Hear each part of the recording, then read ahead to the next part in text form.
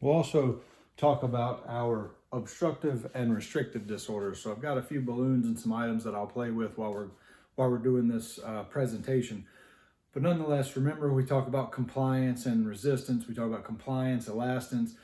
Compliance generically is the ability of the lungs to receive volume. So if you have good compliance, you can receive a lot of volume. If you have low compliance or poor compliance, you're not going to receive a lot of volume.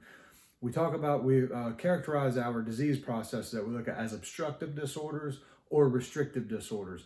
Obstructive disorders are going to be an obstruction to airflow. Remember, bronchoconstriction occurs by three different mechanisms. You have bronchospasm, secretions in the airway, or inflammation. So bronchoconstriction truly is a reduction in the inner diameter of the airway.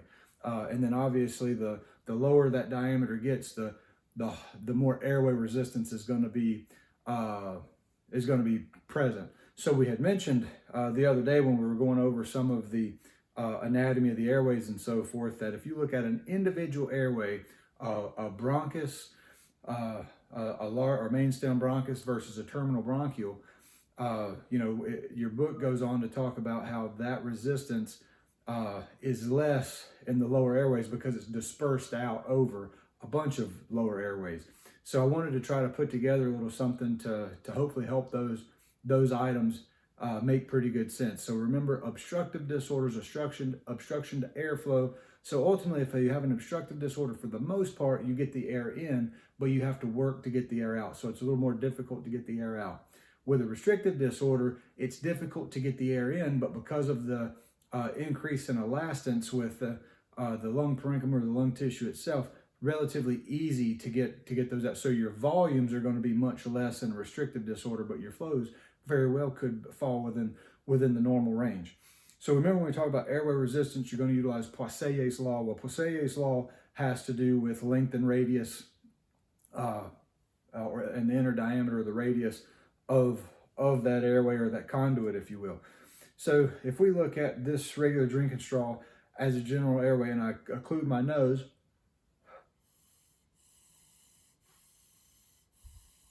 I can breathe pretty well. Through that straw.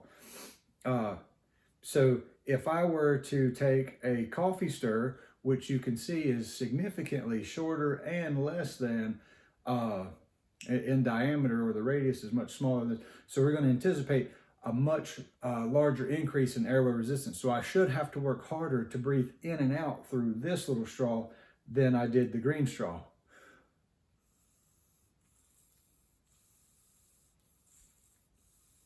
So you may have been able to see I was really having to pull on the inspiratory phase and really work to blow that air out as well. So that was a reduction in the radius of that. So now let's look at if I were to cut the length. So this should, although it's still going to be a higher airway resistance, by cutting the length, it should be a little bit easier for me to breathe in and out through this.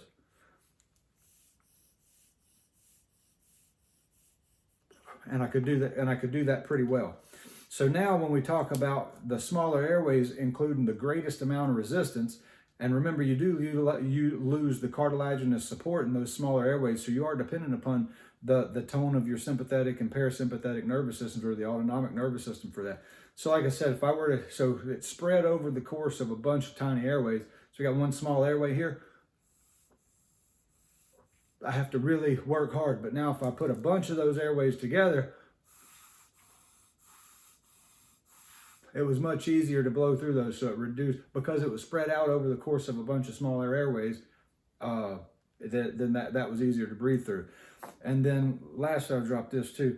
I've got a couple of balloons that I've got. This one, we will mimic an increase in air. So lung compliance is the ability to receive volume. So I've got tape wrapped around this balloon, which is going to mimic our restriction, which is going to lower the compliance of this balloon, as opposed to where I should be able to inflate this one relatively easily because I don't have anything around it.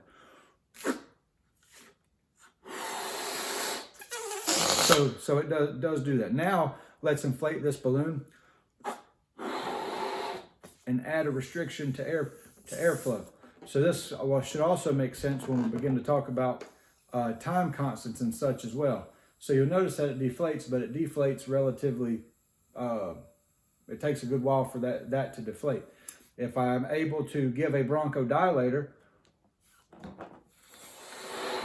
and open that airway from the small coffee stirrer to a little bit larger, then you can see that the air moves quite a bit better through that particular airway.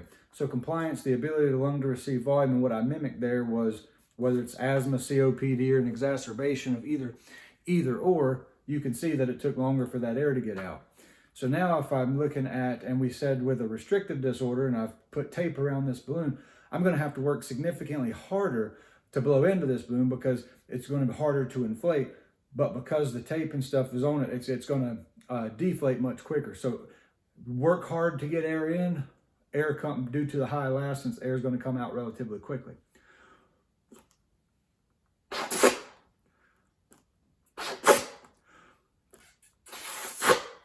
And I know that's pretty elementary, but hopefully it helps it make sense.